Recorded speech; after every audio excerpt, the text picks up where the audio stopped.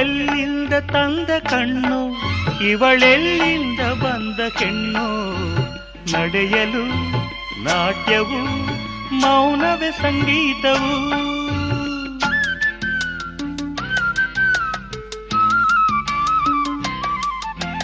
ಶೃಂಗಾರ ಕಾವ್ಯವೊಂದು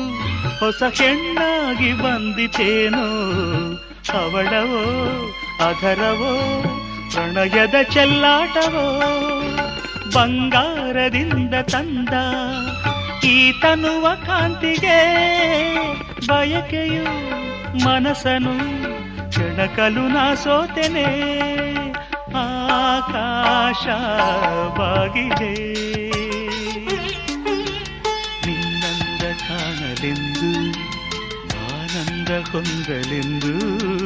ನೋಡಲ್ಲಿ ಮೋಹಿನಿ ಕಾಮಿನಿ ಭಾಮಿ